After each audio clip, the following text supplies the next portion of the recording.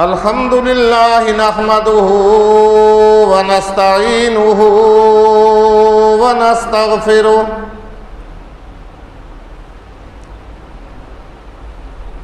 ونؤمن به ونتوكل عليه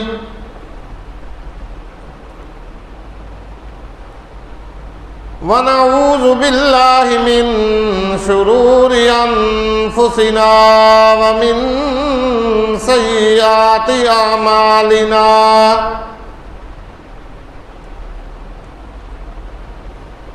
من يهده الله فلا مضل له ومن يضلله فلا هادي له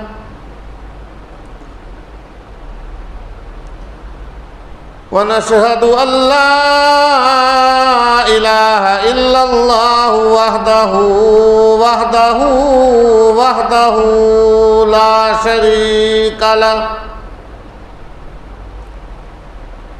وحده لا شريك له ولا ضد له ولا ند له وحده لا شريك له ولا مثل له ولا مثال له ولا تمثيل له ونشهد أن سيدنا وسندنا وحبيبنا وحبيب ربنا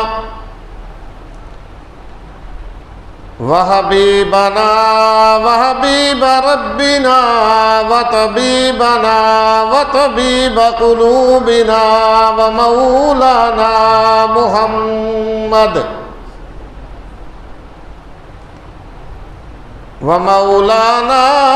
ومرشدنا وهادينا ومهدينا محمدا عبده ورسوله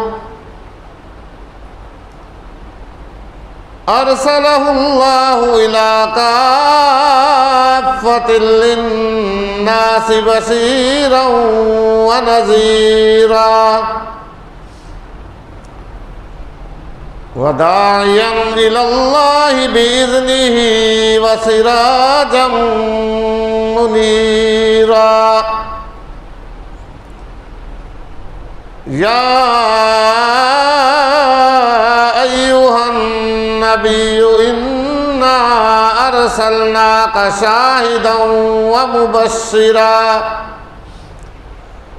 شاهدا ومبشرا ونذيرا وداعيا إلى الله بإذنه وسراجا منيرا أما بعد فأعوذ بالله السميع العليم من الشيطان الرجيم بسم الله الرحمن الرحيم وإذ قال موسى لقومه يا قوم إنكم ظلمتم أنفسكم باتخاذكم العجل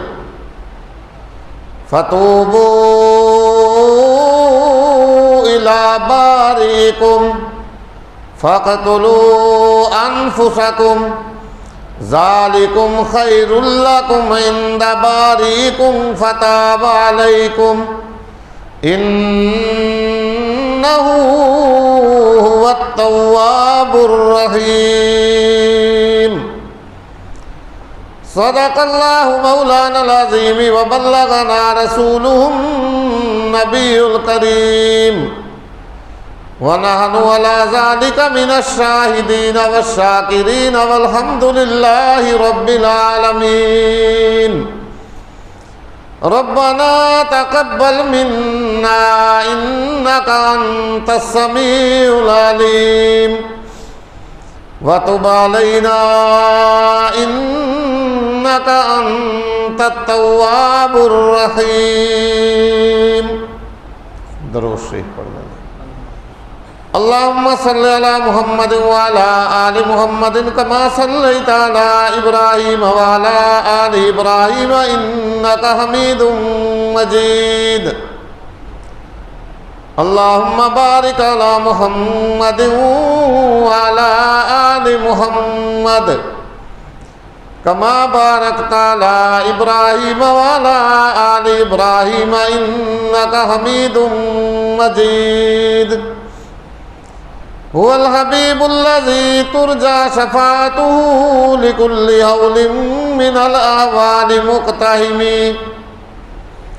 يا رب صل وسلم دائما أبدا على حبيبك خير الخلق كلهم. سبحانك لا علم لنا إلا ما علمتنا إنك أنت العليم الحكيم. رب اشرح لي صدري ويسر لي أمري واحلل عقدة من لساني يفقهوا قولي. اللهم رب زدني علما اللهم رب زدني علما اللهم رب زدنا علما.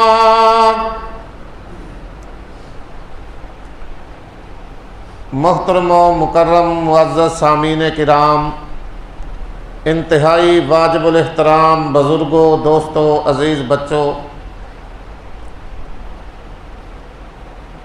آج 20 رمضان المبارک ہے. رمضان المبارک کا دوسرا عشرہ جو ہے وہ ختم ہونے کے قریب ہے. یہ عشرہ ختم ہونے کے بعد اس ماہ مبارک کا تیسرا اور آخری عشرہ جو ہے وہ شروع ہو جائے گا، جس کے بارے میں اللہ کے نبی صلی اللہ علیہ وآلہ وسلم نے ارشاد فرمایا کہ اس ماہ مبارک کا تیسرا عشرہ جو ہے وہ بالکل آگ سے خلاصی اور جہنم سے آزادی کا ہے. اللہ ہمیں اس سے بھرپور نفع اور فائدہ حاصل کرنے کی توفیق عطا فرمائے.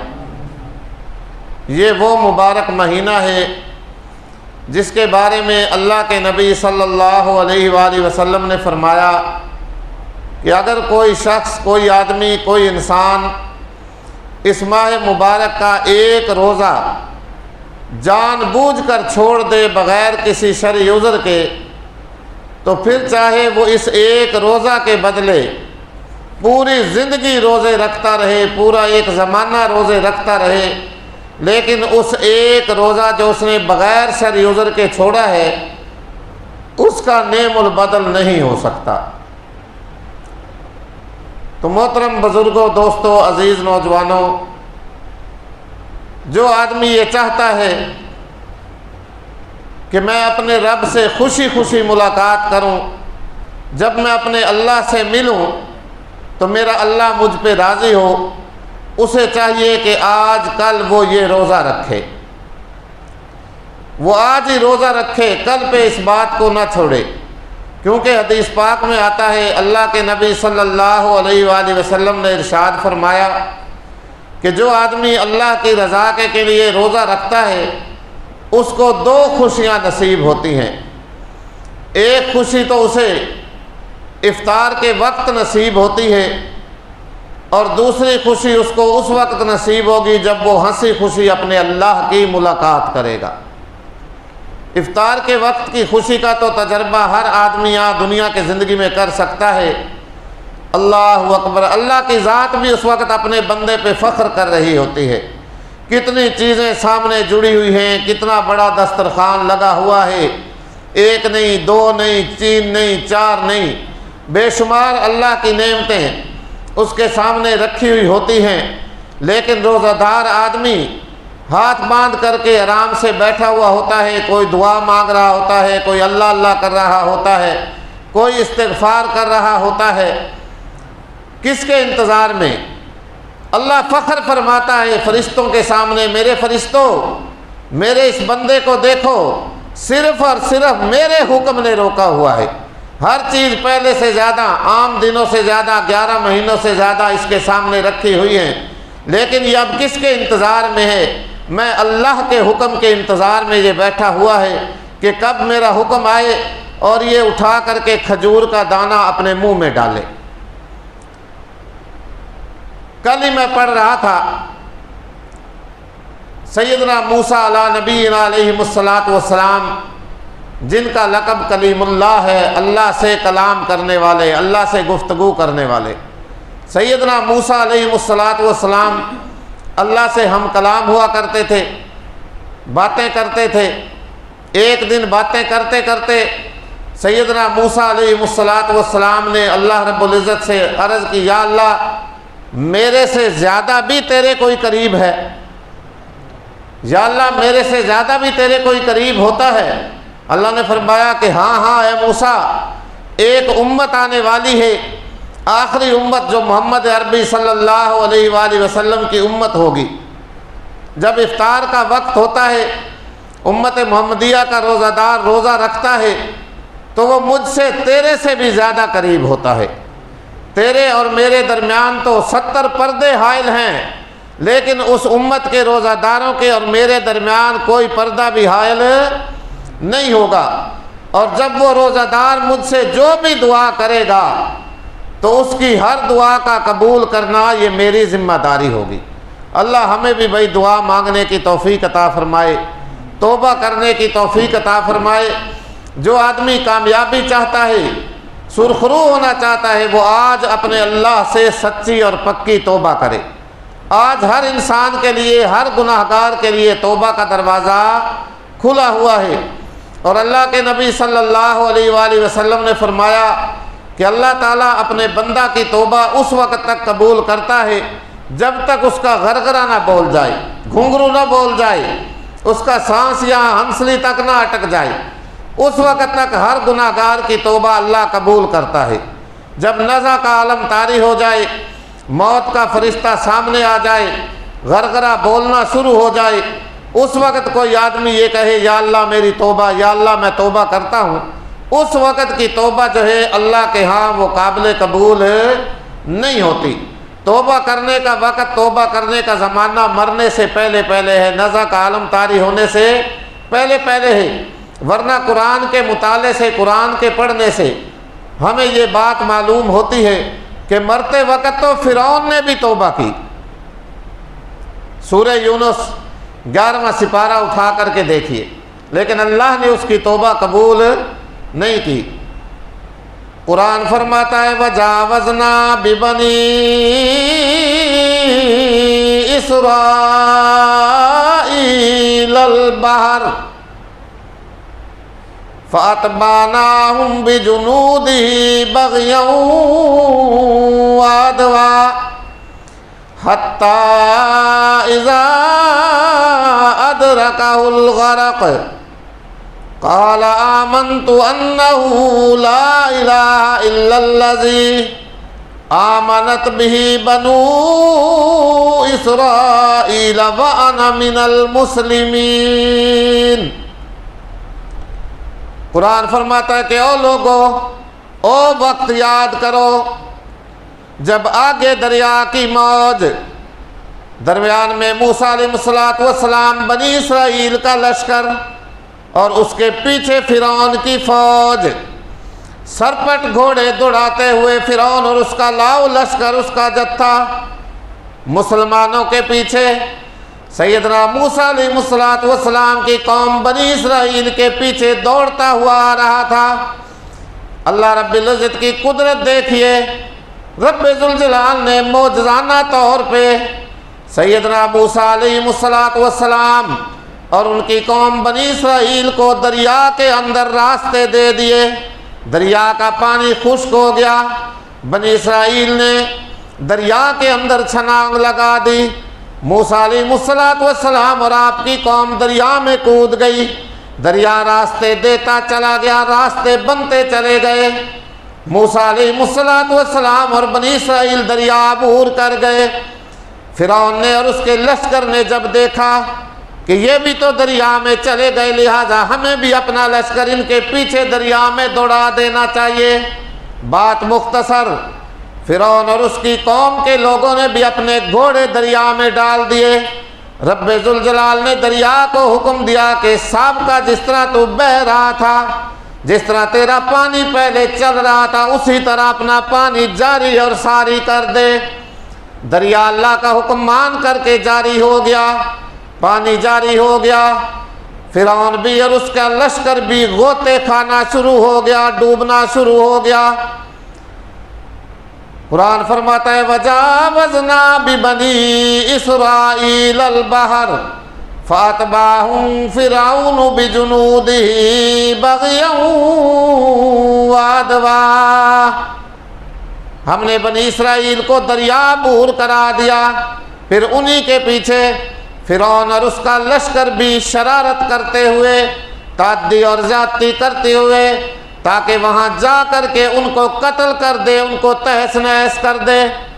ان کا ارادہ یہ تھا، لیکن اللہ کا پروگرام کچھ اور تھا، اور ہوتا وہی ہے جو اللہ کو منظور ہوتا ہے۔ زیادتی کرنے کے لیے شیطانی یا جذبے کے تحت بنی اسرائیل کے پیچھے گھوڑے دوڑا دیے کہ دریا پار کر کے ان کو فوراً ہی میں پہنچ کر کے سب کو تہس نہس کروں گا، برباد کروں گا، قتل و غارت کروں گا۔ حتیٰ اذا ادرکہ الغرق، یہاں تک کہ فرعون جب غرق ہونا شروع ہوا، بار کلزم کے اندر اس نے غوطہ کھانے شروع کیے، نزع کا عالم سامنے آیا، موت کا فرشتہ دکھائی دینا شروع ہو گیا کہ اب تو موت ہی موت ہے۔ اس وقت کہنے لگا، کلمہ پڑھنا شروع ہو گیا، آمنت انہ لا الہ الا الذی، کہنے لگا آج میں بھی اس ذات پہ ایمان لے آیا جس کے سوا کوئی عبادت کے لائق نہیں، جس کے سوا کوئی معبود نہیں، جس کے سوا کوئی سچا مسجود نہیں، جس کے سوا کوئی علام الغیوب نہیں، جس کے سوا کوئی ستار العیوب نہیں۔ کہنے لگا آج میں بھی اس خدا پہ ایمان لے آیا، اس رب پہ ایمان لے آیا، کیونکہ فرعون انا ربکم الاعلی یہ دعویٰ کیا کرتا تھا، نعرہ لگایا کرتا تھا کہ لوگوں میں ہی تمہارا سب سے بڑا رب ہوں، میں ہی تمہارا پالن ہار ہوں، میں ہی تمہارا تربیت اور پرورش کرنے والا ہوں۔ یہ فرعون اپنے آپ کو خدائی کا دعویٰ کر کے خدا منوایا کرتا تھا، لیکن اب وضاحت کرنے لگا، کہنے لگا وہ خدا الا الذی آمنت بہ بنو اسرائیل، میں بھی آج اس خدا پہ ایمان لایا جس پہ بنی اسرائیل ایمان لائے۔ میں خدا نہیں، میں اللہ نہیں ہوں، بلکہ آج میں بھی سچی اور پکی توبہ کرتا ہوں اس اللہ پہ، اس خدا پہ میں بھی آج ایمان لاتا ہوں جس پہ یہ بنی اسرائیل ایمان لائے۔ اللہ اکبر۔ مفسرین لکھتے ہیں کہ جب فرعون کلمہ پڑھ رہا تھا نا، اللہ اکبر، سیدنا جبرائیل علیہ السلام نے دوڑ لگائی، کیوں ہو ساری زندگی قتل و غارت کرتا رہا، بیچارے مسلمانوں کو تکلیفیں دیتا رہا، بنی اسرائیل کو ستاتا رہا، آج کہیں یہ کلمہ پڑھ رہا ہے، اللہ کی رحمت جو ہے وہ جوش میں نہ آ جائے، جوش میں نہ آئے۔ جبرائیل نے فوراً پہنچ کر کے وہاں سے جو کیچڑ تھا نا، مٹی تھی، وہ اس کے منہ میں ٹھونسنا شروع کر دی تاکہ یہ کلمہ ہی نہ پڑھنے پائے۔ بہرحال بات مختصر کرتا جاؤں تو جب نزع کا عالم طاری ہو جائے، غرغرہ بولنا شروع ہو جائے، اس وقت کی توبہ بھائی اللہ کے ہاں قابل قبول نہیں ہے۔ جو آدمی اللہ کے سامنے توبہ کرنا چاہتا ہے، آج اس کے لیے وقت ہے، وہ آج توبہ کرے، آج اپنے اللہ سے معافی مانگ لے، ورنہ اس وقت تو فرعون نے بھی کلمہ پڑھا۔ قرآن اٹھا کے دیکھیے 11واں سپارہ سورہ یونس، اس نے بھی کلمہ پڑھا، لیکن اللہ نے فرمایا الآن وقد عصیت قبل وکنت من المفسدین، اے فرعون آج کی تیری توبہ قابل قبول نہیں، اب تک تو نافرمانیاں کرتا رہا، قتل و غارت کرتا رہا، اللہ کی زمین کے اندر تو فساد مچاتا رہا، لہذا آج کی تیری توبہ قابل قبول نہیں۔ اللہ نے بھائی اس وقت کی توبہ فرعون کی بھی قبول نہیں کی۔ بہرحال فرعون غرق ہوا، سیدنا موسیٰ علیہ السلام کی قوم اللہ نے معجزانہ طور پہ دریا میں راستہ دے دیا، دریا عبور کر گئے، چلے گئے، فرعون کے چنگل سے نجات مل گئی، پریشانیوں مصائب سے نجات مل گئی، آزاد ہو گئے بنی اسرائیل، اب پوری طرح مطمئن ہو گئے۔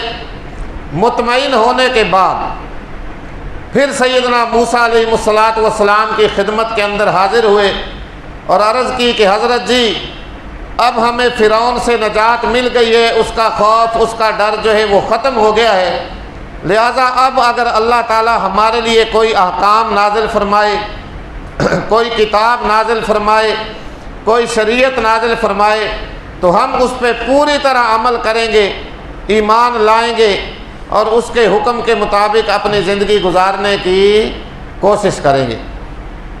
خلاصہ کلام، سیدنا موسیٰ علیہ السلام نے اللہ رب العزت کے دربار میں عرض کی کہ یا اللہ یہ بنی اسرائیل جو ہیں اب یہ پوری طرح مطمئن ہو گئے، اب ان کا مطالبہ یہ ہے ہمارے لیے کوئی کتاب نازل ہو، ہمارے لیے کوئی شریعت نازل ہو تاکہ ہم اسے پڑھیں، اس کے اوپر کیا کریں، عمل کریں اور تیری فرما برداری والا راستہ اختیار کریں۔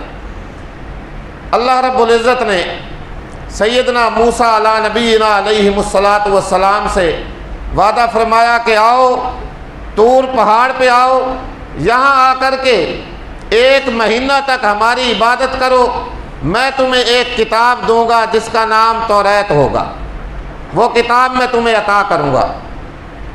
بہرحال سیدنا موسیٰ علیہ السلام اللہ کے حکم کے مطابق کوہ طور پہ تشریف لے گئے، کچھ لوگ بھی ساتھ گئے، کچھ لوگ پیچھے رہ گئے، جو پیچھے رہ گئے تھے ان سے فرمایا کہ دیکھو میں 30 دن کے لیے اللہ کے حکم کے مطابق کوہ طور پہ جا رہا ہوں، وہاں سے تمہارے لیے میں کوئی اللہ کی کتاب، کوئی شریعت کوئی لے کر کے آؤں گا جس کے مطابق پھر تم عمل کرنا اور میرے آنے تک میرا انتظار کرنا۔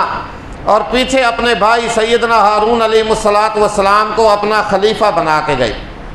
ہارون اخلفنی فی قومی واصلح ولا تتبع سبیل المفسدین، اے ہارون تو میرا نائب اور خلیفہ ہے، لہذا میری قوم کا ان کا خیال رکھنا اور اصلاح ہی کی بات کرنا، ان کی پوری طرح اصلاح کرنے کی کوشش کرنا، اور جو لوگ فساد مچانے والے ہیں ان کے پیچھے نہ جانا، ان کا راستہ اختیار نہ کرنا۔ چنانچہ سیدنا موسیٰ علیہ السلام ان لوگوں کو بتا کر کے اور ہارون علیہ السلام کو اپنا نائب اور خلیفہ مقرر کر کے اللہ کی عبادت کے لیے 30 دن کے لیے کوہ طور پہ تشریف لے گئے۔ اللہ رب العزت فرماتا ہے وَوَعَدْنَا مُوسَىٰ 30 لَيْلَةً وَأَتْمَمْنَاهَا بِعَشْرٍ فَتَمَّ مِيقَاتُ رَبِّهِ 40 لَيْلَةً۔ سیدنا موسیٰ علیہ السلام نے 30 دن روزہ بھی رکھا اور طور پہ جا کر کے اللہ کی عبادت بھی کی۔ اب روزہ رکھنے کی وجہ سے ہر انسان کا معدہ خالی ہونے کی وجہ سے جو منہ کے اندر بدبو پیدا ہوتی ہے، اللہ کے نبی صلی اللہ علیہ وسلم نے فرمایا کہ میری امت کو کچھ چیزیں مخصوص طور پہ دی گئی، جن میں سے ایک یہ منہ کی بدبو بھی ہے۔ روزہ دار آدمی جب روزہ رکھتا ہے نا، معدہ خالی ہونے کی وجہ سے کچھ بدبو سی پیدا ہوتی ہے۔ اللہ کے نبی نے فرمایا اللہ کے نزدیک یہ بدبو جو ہے نا روزہ دار آدمی کے منہ کی مشک و عنبر سے زیادہ مقام رکھتی ہے، مشک و عنبر اس سے بھی زیادہ مقام رکھتی ہے۔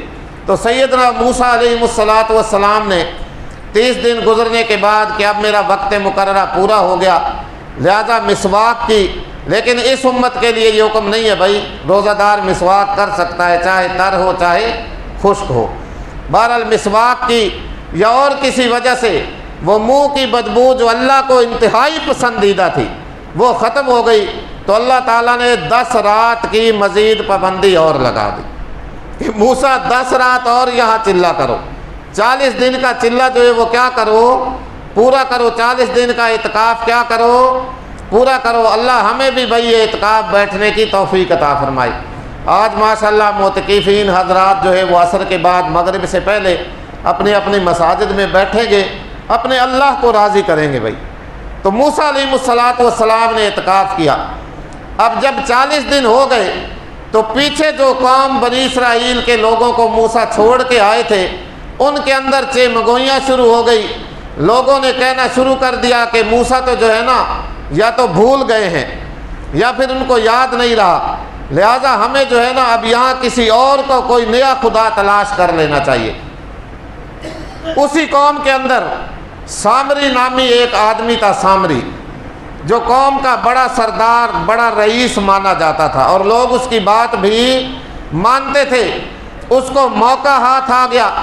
اب اسے موقع ہاتھ آیا، چنانچہ اس نے جو ہے نا ایک طریقہ اختیار کیا، کہنے لگا بھئی دیکھو جو زیور تم مانگ کر کے فرعون کی قوم کے لوگوں سے لے کے آئے تھے نا، زیور جن کے تمہارے پاس ہی ہیں، وہ تو اب ہو گئے ہیں غرق، ان کو واپس کرنے کا تو سوال ہی پیدا نہیں ہوتا، لہذا وہ تمہارے لیے بھی جائز اور حلال نہیں ہے۔ وقت ہونے والا ہے، بات یہ میں مختصر سناؤں گا، لہذا تمہارے لیے وہ زیور اب حلال نہیں رہے۔ ایک بات، یا پھر سیدنا ہارون علیہ السلام نے ان سے فرمایا کہ وہ سارے زیور لا کر کے ایک گڑھے کے اندر ڈال دو۔ چنانچہ سامری نے ایک گڑھا بنوایا، سب لوگوں نے اپنے اپنے زیور جو تھے وہ لا کر کے اس کے اندر ڈال دیے اور آگ لگائی، سونا پگھلنا شروع ہو گیا، چاندی پگھلنی شروع ہو گئی، اور اس کے بعد ایک مٹھی جو تھی نا مٹی کی، ایک مٹھی وہ سامری نے سنبھال کر کے رکھی ہوئی تھی کہ کسی وقت کام آئے گی، اور وہ مٹی کہاں کی تھی؟ سیدنا جبرائیل علیہ السلام جس گھوڑے پہ سوار ہوتے تھے اس کے سم کے نیچے سے وہ مٹی سامری نے اٹھائی تھی۔ اس نے دیکھا کہ جبرائیل علیہ السلام جس گھوڑے پہ سوار ہیں اور ان کا سم گھوڑے کا جہاں بھی آتا ہے نا وہاں سے زندگی کے آثار پیدا ہوتے ہیں، مٹی سبزہ پیدا کر دیتی ہے۔ چنانچہ اس کے دل نے یہ ارادہ کیا، یہ خیال کیا کہ یہ مٹی کسی وقت کام آئے گی، اور بڑی یہ تو آب حیات مٹی ہے، اس کے اندر تو زندگی کے آثار پیدا ہوتے ہیں، جہاں بھی پیر آتا ہے وہیں پہ فوراً سبزہ اگ جاتا ہے۔ بات مختصر کرتا جاؤں، سامری نے وہ مٹی کی مٹھی جو تھی نا وہ بھی اس گڑھے کے اندر سونے کے اوپر اس طرح ڈال دی، اور ڈالنے کے بعد اس سے ایک بچھڑے کی، گائے کا بچھڑا جو ہوتا ہے، بچہ جو ہوتا ہے، اس کی ایک شکل بنائی، اور اس شکل ایسی بنائی اس کے اندر سے اب جب ہوا گزرتی تھی نا تو ایک آواز پیدا ہوتی تھی، آواز۔ بنی اسرائیل کے لوگ جن کی جلد بازی پہلے ہی مشہور ہے، پہلے ہی مشہور تھی، انہوں نے جلد بازی سے کام لیا اور کہنے لگے لوگوں دیکھو موسیٰ تو بھول گئے ہیں، وہاں خدا کو تلاش کرنے گئے ہیں، خدا تو تمہارا یہ یہاں ہی ہے۔ سب نے جو تھی اس بچھڑے کی پوجا شروع کر دی، پوجا پاٹ شروع کر دی، اس کو پوجنا شروع کر دیا، اس کی عبادت شروع کر دی۔ اللہ رب العزت نے بذریعہ وحی سیدنا موسیٰ علیہ السلام کو بھی اس کی اطلاع دی۔ اب سیدنا موسیٰ علیہ السلام 40 دن کا چلہ پورا کرنے کے بعد، عبادت کرنے کے بعد توریت شریف لے کر کے واپس تشریف لائے۔ وہاں آ کر کے دیکھا وہاں تو حالات ہی کچھ اور ہیں، حالات ہی کچھ اور بنے پڑے ہیں۔ لوگ بچھڑے کو پوج رہے ہیں، گائے کی بچے کی عبادت کر رہے ہیں۔ سیدنا موسیٰ علیہ السلام نے جب یہ بات دیکھی تو بڑا غصہ آیا۔ اللہ کے نبی سیدنا موسیٰ علیہ السلام نے سب سے پہلے اپنے بھائی ہارون پہ غصہ اتارا، اور غصہ اتار کر کے کہنے لگے کہ اے ہارون، آیا تو نے اس قوم کا خیال نہیں کیا، ان کی کوئی تربیت نہیں کی، ان کی اصلاح نہیں کی۔ ہارون علیہ السلام نے عرض کی اے بھائی میں نے اپنی مقدور بھر کوشش کی، ان کو بہت سمجھایا لیکن یہ باز نہیں آئے۔ اس کے بعد موسیٰ علیہ السلام نے قال فما خطبک یا سامری، سامری سے پوچھا کہ اے سامری تو نے یہ کیا نیا طریقہ اختیار کیا، نیا کیا ڈھونگ اختیار کیا کہ تو نے سارے لوگوں کو ایک بچھڑے کی پوجا پہ لگا دیا؟ کہنے لگا ہاں قال بصرت بما لم يبصروا به، میں نے ایک ایسی چیز دیکھی جو ان لوگوں نے نہیں دیکھی. یعنی جبرائیل علیہ السلام کے گھوڑے کے سم کے نیچے جہاں مٹی آتی، جہاں پاؤں آتا سم آیا کرتا، وہاں سبزہ پیدا ہو جایا کرتا تھا. فقبضت قبضة من اثر الرسول فنبذتها، میں نے وہاں سے ایک مٹی کی مٹھی اٹھا لی، اور آج اس گڑھے کے اندر ان زیورات کے اوپر بھی میں نے مٹھی مٹی کی پھینک دی، اس سے اس کے اندر یہ زندگی کے آثار پیدا ہو گئے. وَكَذَلِكَ سَوَّلَتْ لِي نَفْسِي، میرے نفس نے اسی طرح میرے لیے نیا یہ طریقہ گھڑ کر کے بنا دیا. موسیٰ علیہ السلام نے فرمایا اچھا، لہذا آج کے بعد میں یہ اعلان کرتا ہوں، نہ تو کسی کے قریب جائے گا اور نہ کوئی تیرے قریب آئے گا. قال فاذهب فإن لك في الحياة لامساس، جب تک تو زندہ ہے جو بھی تجھے ہاتھ لگانا چاہے گا، تیرے قریب آنا چاہے گا، تو اسے کہا کرے گا دور رہ دور رہ دور ہو جا. مفسرین لکھتے ہیں کہ بیائی ہی یہی بات ہوئی. اب جو بھی سامری کے قریب آتا، جس کو سامری ہاتھ لگاتا اسے بھی بخار ہو جایا کرتا تھا، اور جو سامری کو ہاتھ لگاتا اس کو بھی بخار چڑھ جایا کرتا. اس طرح اس نے ذلالت کی زندگی گزاری. جب یہ معاملہ ہوا، موسیٰ علیہ السلام نے بنی اسرائیل کو آ کر کے سمجھایا.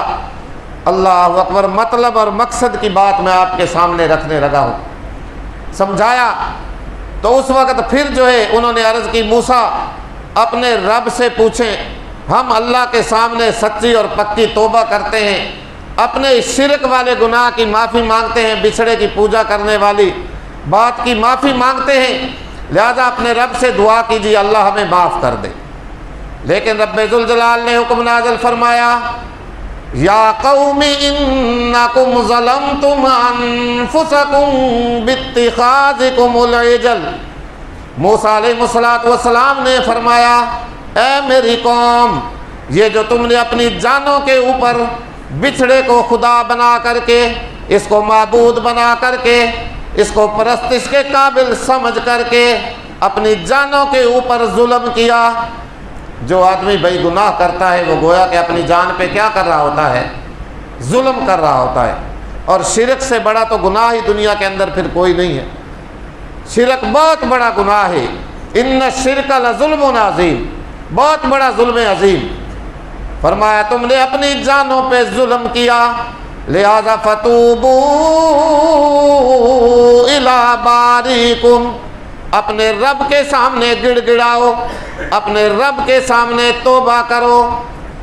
لیکن توبہ بھی اس طرح نہیں کرنی جس طرح اللہ رب العزت نے اس امت محمدیہ پہ رحمت فرمائی، انعام فرمایا، احسان فرمایا کہ توبہ کا طریقہ بھی خود ہی بتلا دیا. لیکن ان کے لیے توبہ کا کیا طریقہ تجویز ہوا؟ آپ جب سنیں گے تو حیران ہوں گے. پہلا سپارہ سورہ بقرہ اٹھا کر کے دیکھیے. اللہ نے فرمایا توبہ کس طرح کرنی ہے. یوں ہاتھ اٹھا کر کے دعا نہیں کرنی کہ یا اللہ میری توبہ، یا اللہ مجھے معاف کر دے، نہیں، بلکہ فرمایا فَقْتُلُوا أَنفُسَكُمْ، آپس میں ایک دوسرے کو قتل کرو، ایک دوسرے کی جان مارو، ایک دوسرے کو کیا کرو؟ قتل کرو، پھر تمہاری توبہ اللہ کے ہاں قبول ہوگی. یہ والی توبہ نہیں ہوگی یا اللہ میری توبہ ربنا آتنا فی الدنیا، یہ نہیں، بلکہ کیا کرو؟ توبہ کرو. اور توبہ کا طریقہ اللہ نے کیا تجویز فرمایا بنی اسرائیل قوم کے لیے کہ ایک دوسرے کو قتل کرو آپس میں. یعنی جن لوگوں نے بچھڑے کی پوجا نہیں کی، پرستش نہیں کی، وہ لوگ ان لوگوں کو قتل کریں جنہوں نے بچھڑے کی پوجا کی اور جنہوں نے اس کو خدا بنایا اور معبود بنایا. ذالکم خیر لکم عند باریکم، جب تم ایک دوسرے کی جان مارو گے، ایک دوسرے کو قتل کرو گے تو یہ اللہ تمہاری توبہ قبول فرمائے گا. بہرحال ایک دوسرے کو قتل کیا، اللہ نے توبہ کی فتاب علیکم، اللہ نے ان کے اوپر مہربانی فرمائی کیونکہ انہو اگلا جملہ یہ بڑا ہی قابل غور، انہو انہو انہو بے شک وہی ہے۔ بولو بھائی توبہ قبول کرنے والا کون ہے؟ اللہ، اللہ اکبر، مبالغہ کا صیغہ، انہو هو التواب الرحیم، بے شک وہی ہے سب سے زیادہ توبہ قبول کرنے والا اور اپنے بندوں پہ رحم فرمانے والا۔ تو جو بھائی توبہ کرنا چاہتا ہے وہ آج ہی توبہ کرے، آج ہی اپنے گناہوں کی معافی مانگے۔ آئندہ پتہ نہیں مجھے یہ دن نصیب ہوگا یا کہ نہیں ہوگا، یہ گھڑی نصیب ہوگی یا کہ نہیں ہوگی۔ آج اللہ کی رحمت جو ہے وہ جوش میں ہے، روزانہ اللہ کی طرف سے صدائیں آتی ہیں، آوازیں آ رہی ہوتی ہیں، کوئی ہے مانگنے والا میں اسے دوں، کوئی ہے مجھ سے سوال کرنے والا میں اس کا سوال پورا کروں، کوئی ہے مجھ سے بخشش مانگنے والا، گناہوں کی معافی مانگنے والا، میں اس کے گناہ معاف کروں۔ تو اللہ نے بڑی مہربانی فرمائی اس امت کے اوپر، توبہ کا طریقہ بھی بتلا دیا۔ بولو آدم علیہ السلام کی توبہ کس نے قبول کی؟ یونس علیہ السلام کی مچھلی کے پیٹ میں دعا کس نے قبول کی؟ سیدنا موسیٰ علیہ السلام سے جب اس قبطی کا قتل ہو گیا، رب انی ظلمت نفسی فاغفر لی، فوراً ہی اللہ کے سامنے سجدہ ریز ہو گئے اور اپنے گناہ کی معافی مانگی۔ بولو ان کی توبہ کس نے قبول کی؟ جی آج کا گناہ گار تو یہ کہتا ہے نا کہ مجھ سے اتنے گناہ ہو گئے، اتنی غلطیاں ہوئی، اتنے قصور ہوئے، اتنی زیادتیاں ہوئی، بھلا میری بھی توبہ قبول ہوگی؟ میں تو بہت بڑا گناہ گار ہوں۔ لیکن فرمایا باز آ ہر آنچ ہستی باز آ، گر کافرو گبرو بت پرستی باز آ، ای درگہ ما نومیدی نیست، گر صد بار توبہ شکستی باز آ۔ اللہ فرماتا ہے گناہگار بندہ تیرے آنے میں تو دیر ہو سکتی ہے، میرے معاف کرنے میں دیر نہیں۔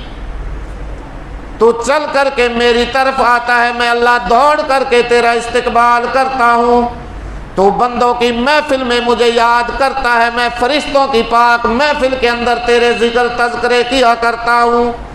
باز آ ہر آنچ ہستی باز آ، اگرچہ تو کتنا ہی بڑا گناہ گار، تیرے گناہ زمین سے بھی زیادہ، آسمان کے ستاروں سے بھی زیادہ، لیکن میری رحمت کا بھی کوئی ٹھکانہ نہیں، میری معافی کا بھی کوئی ٹھکانہ نہیں۔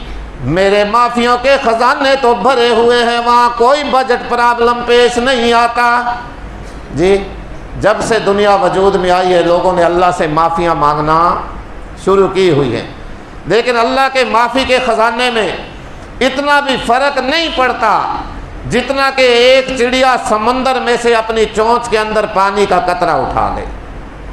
اس لیے اللہ فرماتا ہے آ جا میرے دربار کے اندر سچی پکی توبہ کر لے، گر صد بار توبہ شکستی باز آ۔ میرا دربار نا امید ہونے والوں کا دربار نہیں، امید لے کر کے آ، گناہوں کی معافی کی امید لگا کر کے آ۔ اگرچہ تو نے 100 بار بھی گناہ کیا، غلطی کی، ایک دفعہ گناہ کیا پھر توبہ کی، پھر گناہ ہو گیا پھر توبہ کر لے، پھر آ جا، کیونکہ یہ دربار مایوسی اور نا امیدی کا دربار نہیں۔ اللہ بھائی ہمیں سچی پکی توبہ کی توفیق عطا فرمائے۔ بقیہ انشاءاللہ آئندہ جمعہ پہ۔ وآخر دعوانا الحمدللہ۔